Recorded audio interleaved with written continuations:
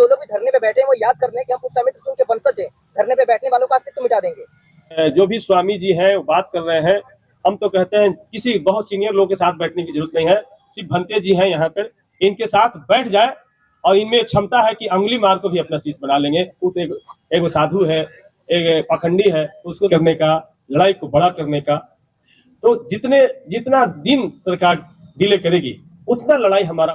सोच लीजिए कितने निर्दयी लोग इस कार्यालय में है।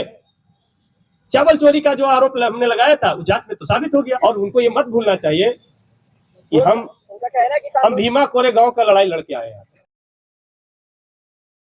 साथियों नमस्कार, नमो बुद्धाय। मैं धीरेन्द्र कुमार, आप देख रहे हैं द बुद्धिस्ट टाइम्स टीवी की विशेष रिपोर्ट। भगवान बुद्ध की तपोभूमि ज्ञान स्थली बिहार के बौद्ध गया में आपसे गुजारिश है द बुद्धिस्ट टाइम्स टीवी की इस खास एक्सक्लूसिव रिपोर्ट को सबसे पहले तो आप शेयर कर दें सभी ग्रुपों में, और साथ ही साथ जो भगवान बुद्ध की तपोभूमि जो ज्ञान स्थली का जहां पर भगवान बुद्ध ने ज्ञान प्राप्त किया था, उस मेन टेंपल को, महाबोधि महाविहार को ब्राह्मणों ने कब्जा कर रखा है। इसके विरोध में हमारे पीछे बैठे हुए धम्मगुरु बौद्ध उपासक आज यहाँ पर वो आंदोलन कर रहे हैं, लेकिन सरकार है कि अंधी और गूंगी और बहरी बनी बैठी है। नमस्कार सभी को और नमो बुद्धाय, जय भीम। आज 13 मार्च है, आज 30वां दिन। मैंने 1 महीना कंप्लीट किया धरने का। 12 मार्च में शुरू किए थे, आज 13 तारीख, इनफैक्ट 31 दिन हो गया। तब भी सरकार मौन है। बीच में कुछ बात उठी थी, शायद हमको उठाने के लिए, वहां से उठाने के लिए किए थे होंगे, लेकिन उसके बाद मौन है सरकार। सरकार तो मौन है, लेकिन विधानसभा में गूंज उठी है। और हमारे प्रखर, हमारे मित्र, और जब से ऑल इंडिया बुद्धिस्ट फोरम ने 2 साल पहले हम लोग ने ये मुहिम हाथ में लिए, तब से ही सतीश कुमार दास जी, आरजेडी के विधायक, मक्तमपुर के विधायक, अपनी बात रख रहे हैं प्रमाण के साथ। तो मैं आज 30वें दिन, आज हम लोग मौन धारण करेंगे। कल भी हमारे हाथ में संविधान है। ये हमारे 90 साल की माता जी ने आकर ये संविधान दिया है। सबके हाथ में संविधान है। आज ये संविधान दिखाकर सरकार का ध्यान आकर्षण करना चाहेंगे। हम जो मांग कर रहे हैं संवैधानिक पूर्वक हम लोग कर रहे हैं, शांति से अपनी बात रख रहे हैं, अपनी हक अधिकार की बात रख रहे हैं। आज, कल और परसों तो मैं सतीश कुमार दास जी से अनुरोध करता हूं अपनी बात रखें, और पत्रकार भाइयों को कुछ भी प्रश्न है आप पूछ सकते हैं।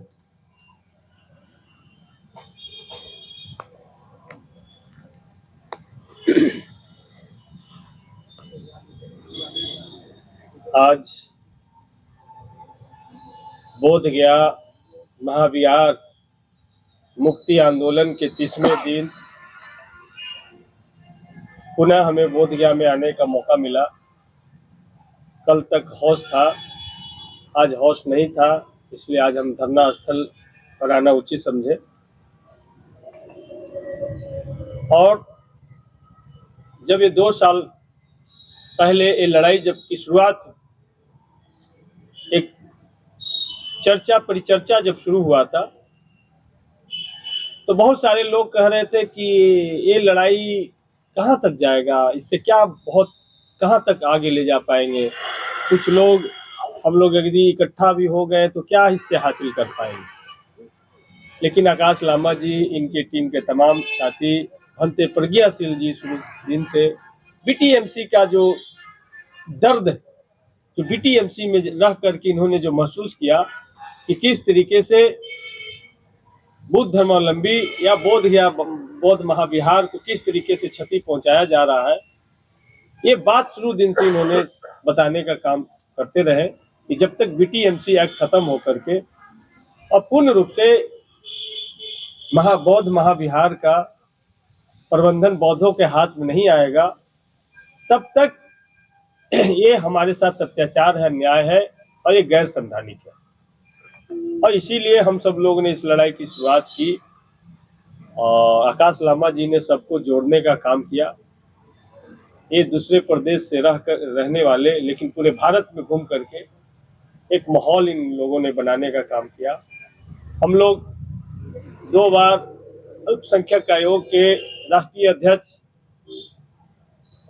लालपुरी जी से भी हम लोग जाकर के मिलने का काम किए, उनके साथ मीटिंग हुई और हम लोग के रिक्वेस्ट पे वो आकर के बौद्ध महाविहार में फिजिकली उन्होंने विजिट किया। बीटीएमसी का जो ऑफिस है वहां पर बुला करके हम लोग से चर्चा परिचर्चा की और उन्होंने भी कहा कि ये तो अन्यायपूर्ण ये एक्ट है, इसको खत्म होना चाहिए। लेकिन हमारी जितनी ताकत है प्रधानमंत्री और राज्य सरकार को लिखने का हम लिखेंगे, लेकिन कोई रास्ता नहीं निकला। उसके बाद 17 सितंबर को पूरे भारत के जितने बौद्ध संगठन है वो तमाम लोग पटना के गांधी मैदान में इकट्ठा हुए और एक बड़ी विशाल सभा हुई और सभा के बाद हम लोग मार्च किए, पूरा पटना मार्च करके बुद्ध स्मृति पार्क जो नीतीश कुमार जी ने बनवाया था बुद्ध की याद में, उस पार्क में हम लोग इकट्ठा हुए और वहां से 500 से ज्यादा संस्थानों का एक मांग पत्र मुख्यमंत्री के नाम, चीफ सेक्रेटरी और बिहार को हम लोगों ने देने का काम किया। लगा कि अब रास्ता निकल जाएगा।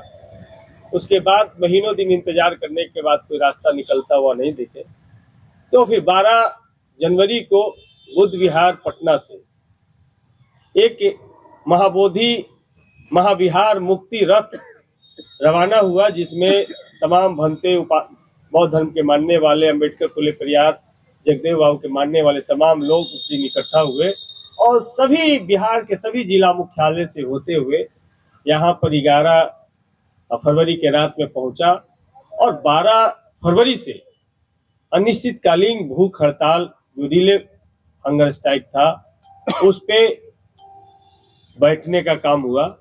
2 दिन वीआईपी मूवमेंट के वजह से दूसरे जगह बैठाया गया, लेकिन बाकी बोला गया कि आप फिर जहाँ चाहते हैं बैठ जाइए। कच्चा गुलंबर था बीटीएमसी कार्यालय के सामने मंदिर से पहले, वहाँ पे शांति तरीके से एक सारा कार्यक्रम चल रहा था। 15वें दिन 12 बजे रात में आकर के पुलिस प्रशासन जो भंते उपवास पे थे, जो भंते दिन रात डटे हुए थे, उनको उठा करके और अज्ञात जगह पे ले जाया गया। बाद में पता चला कि वो सबको मगध मेडिकल ले जाकर भर्ती कराने का काम किए और ये धरना को खत्म एक तरीके से कर दिया गया। लेकिन यहाँ के बौद्ध उपासकों को हम धन्यवाद देते हैं कि पुनः उन्होंने दूसरे ही दिन से इस जगह पे बैठना शुरू किया और इस जगह से पूरी दुनिया में बीटीएमसी एक्ट में जो भेदभाव है, इस भेदभाव को पूरी दुनिया में पहुंचाने का काम किया गया। और आज विधानसभा में भी देखे कि 7 तारीख को हम लोगों ने पिछले भी सत्र में उठाए थे, लेकिन सरकार का कोई जवाब नहीं आया था।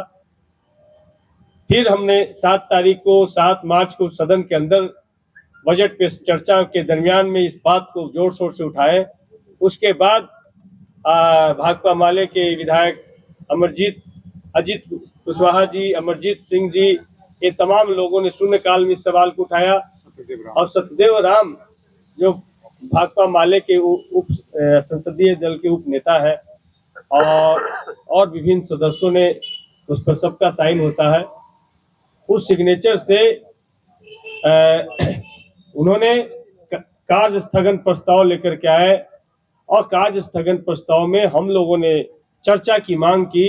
सरकार ने चर्चा को स्वीकृति नहीं दिया, लेकिन जो कार्य स्थगन का जो प्रस्ताव था उस प्रस्ताव के पढ़ने की इजाजत दी, जिसमें बीटीएमसी एक्ट को खत्म करते हुए बौद्ध महाविहार पूर्ण रूप से बौद्धों के हाथ में सौंपा जाए। इसका प्रस्ताव हम लोग सदन से करते थे, इसी पे हम लोग चर्चा कराना चाहते थे। तो लड़ाई आगे बढ़ी। चंद्रशेखर भाई ने भी संसद में इन तमाम सवालों को जो कम समय है उन कम समय में भी उठाने का काम किया है। तो ये लड़ाई देश विदेश पूरी दुनिया में फैल गया है। हजारों लोगों का कॉल मेरे पास पूरे देश विदेश से लोगों का आ रहा है कि आपने जो आवाज उठाया है इसके लिए हम आपको साधुवाद देते हैं। लेकिन सिर्फ आवाज उठाना मात्र एक बड़ा काम नहीं है, सबसे बड़ा काम है बीटीएमसी एक्ट को खत्म कराना और ये धरना अनिश्चितकालीन है। इस संकल्प के साथ बुद्ध, अम्बेडकर, पेरियार फूले, जगदेव, कर्पूरी ठाकुर, मानवर काशीराम, सब को सामने साक्षी मानते हुए, भारत के संविधान को साक्षी मानते हुए ये सब लोग संकल्पित होकर के बैठे हैं कि जब तक बीटीएमसी एक्ट खत्म नहीं हो जाता है तब तक ये हमारा लड़ाई आंदोलन खत्म नहीं होगा। अब सरकार को ये तय करना है कि क्या बीटीएमसी खत्म करेंगे कि जिस तरीके से पुष्पमित्र शुंग ने बौद्धों को खत्म किया था उस तरीके से सरकार बौद्ध धर्म के, अम्बेडकर के, परियार के, जगदेव के, मानवर काशीराम साहब के मानने वाले लोगों को खत्म करेगी। इस सरकार को तय करना है। यदि हमारी मांग संवैधानिक है तो सरकार को मानना चाहिए या फिर सरकार को बताना चाहिए कि आपकी मांग असंवैधानिक है, हम नहीं मान सकते हैं। ये आर्टिकल 25 से 28 में सिर्फ बौद्ध धर्म को छोड़ के बाकी सभी धर्मों के लिए लिखा गया, आपके लिए नहीं लिखा गया। ये बताना चाहिए सरकार को। तो सरकार पूरी तरीके से एक इसको क्या कर सकते हैं, बीटीएमसी एक्ट एक तरीके से ये समझिए गुंडा एक्ट है जो एक धर्म पे थोप दिया गया। तो इस एक्ट को, इस काले कानून को खत्म कराना ही इस आंदोलन का मुख्य उद्देश्य है और सरकार से और किसी चीज की लड़ाई नहीं है। और भारत के संविधान में विश्वास रखने वाले लोग हैं, बुद्ध के विचार में शांति सब लोग चाहते हैं। बुद्धम शरणम गच्छामि, संघम शरणम गच्छामि, धम्मम शरणम गच्छामि के लोग यहाँ बैठे हैं। सब लोग बुद्ध की संदेश को गांव-गांव, जन-जन तक पहुंचाना चाहते हैं। और भारत की पहचान बुद्ध है, भारत की पहचान चक्रवर्ती सम्राट अशोक है, भारत की पहचान डॉक्टर अम्बेडकर है। ये सब लोगों ने बुद्ध का रास्ता हम सब लोग को बताया है और बहुत सारी बातें बुद्ध धर्म से ही संविधान में ली गई है। समता, स्वतंत्रता, बंधुता, भाईचारा, करुणा, ये कहाँ से आए हैं? ये सारे बुद्ध धर्म से आए हैं। तो इसलिए हम सब लोग का एक ही मांग है कि बीटीएमसी एक्ट को खत्म करें। आज 30वां दिन हो गया है। सरकार का प्रतिनिधि इन डेलीगेट को बुला करके, मुख्यमंत्री सदन में जवाब दें, प्रधानमंत्री संसद चल रहा संसद में जवाब दें कि वो इस आंदोलन को किस रूप में लेते हैं। अन्यथा ये इस आंदोलन में पूरे देश विदेश के करोड़ों लोग इकट्ठा होंगे और जब बुद्ध पूर्णिमा होगा तो मुझे उम्मीद है कि करोड़ों लोग से कम लोग यहाँ नहीं होंगे। जितना व्यवस्था शासन प्रशासन को करना कर लें, करोड़ों लोग को आप आने से नहीं रोक सकते हैं। क्योंकि बुद्ध जिस तरीके से हिंदू धर्म के मानने वाले लोग के लिए राम प्यारा है, जिस तरीके से इस्लाम धर्म के मानने वाले के लिए अल्लाह पढ़ाना प्यारा है, जिस तरीके से उनके लिए क्रिश्चियन धर्म के मानने वालों के लिए चर्च प्यारा है, सिख भाई के लिए गुरुद्वारा प्यारा है, उसी तरीके से बौद्ध धर्म के मानने वालों के लिए बौद्ध महाविहार प्यारा है। तो किसी भी कीमत पर इसको लेके रहेंगे, यही एकमात्र संकल्प। स्वामी आनंद स्वरूप नंद है जो कह रहे हैं कि जो लोग भी धरने पे बैठे हैं वो याद कर लें कि हम पुष्पमित्र शुंग के वंशज हैं, धरने पे बैठने वालों का अस्तित्व मिटा देंगे। हम तो ये नहीं कहेंगे, हिंसा की बात नहीं कहेंगे। बुद्ध ने हमेशा अहिंसक संवाद किया और जो भी स्वामी जी हैं वो बात कर रहे हैं, हम तो कहते हैं किसी बहुत सीनियर लोग के साथ बैठने की जरूरत नहीं है। सिर्फ भंते जी हैं यहाँ पर, इनके साथ बैठ जाए और इनमें क्षमता है कि अंगुली मार को भी अपना शिष्य बना लेंगे। वो तो एक साधु है, एक पाखंडी है, उसको शिष्य बना लेना कौन बड़ी बात है। और उनको ये मत भूलना चाहिए कि हम भीमा कोरे गांव का लड़ाई लड़के आए हैं। आज के दिन उधम सिंह आज के दिन ही उधम सिंह का इतिहास है। उधम सिंह के भी हम वंशज हैं, जो जालियांवाला बाग हत्याकांड का बदला कहाँ जाके लिया, इंग्लैंड में जाके लेने का काम किया। तो हम तो बुद्ध के मानने वाले लोग हैं, हम तो अंगुली मार को भी अपना शिष्य समझते हैं। वो कह रहे हैं कि मौर्य समाज के लोग, कुशवाहा समाज के लोग कुश के वंशज हैं, उनको इस आंदोलन से कोई मतलब नहीं है। मौर्य को और कुशवाहा को इस आंदोलन से दूर रहना चाहिए। वो बताएंगे, वो अपना बताएं कि कुंभ से सिर्फ आप ही आवाज क्यों उठा रहे हैं? सब लोग उठा रहे हैं, सब लोग उठा रहे हैं। ये एक्चुअली में एक धार्मिक लड़ाई है, ये राजनीतिक लड़ाई नहीं है। ये एक धर्म विशेष के लोगों का जो अतिक्रमण है, इस लड़ाई को हम सब लोग पॉलिटिकल लड़ाई नहीं, हम भी यहाँ पर बौद्ध अम्बेडकर फुले के उपासक है, इस रूप में हम आते हैं। हम कोई विधायक के रूप में यहाँ पर नहीं आते, हम यहाँ कोई नेतागिरी करने नहीं आते हैं। बुद्ध कोई नेतागिरी करने की चीज नहीं है। हम तो इसलिए आते हैं कि हमारा लगाव हमारी जन्मभूमि है, अबूड अम्बेडकर, फूले पेरियार के विचारधारा को, जगदेव के विचारधारा को हम मानते हैं। हम इस वजह से यहाँ पर आते हैं कि यदि जहाँ अत्याचार हो रहा है, जहाँ अन्याय हो रहा है, हमारी ड्यूटी है उनके साथ खड़ा होना। इस वजह से हम आते हैं कि भाई इनका जो संवैधानिक अधिकार है, इनके जो संवैधानिक अधिकार पर जो अतिक्रमण किया गया है, उस अतिक्रमण को हटा करके बौद्ध महाविहार बौद्धों के हाथ में सौंपा जाए। इतना सिंपल सा तो हमारा मांग है। ठीक है, थैंक यू। आंदोलन का आज 30वां दिन यानी 1 महीना पूरा हो गया है, लेकिन इसके बावजूद भी सरकार की तरफ से अभी तक कोई रिस्पांस नहीं आया है, क्या कहेंगे? देखिए, हम सब लोग बाबा साहब के मानते हैं, संविधान को मानते हैं, और संविधान में व्यवस्था है लोकतंत्र में अपने लड़ाई को तेज करने का, लड़ाई को बड़ा करने का।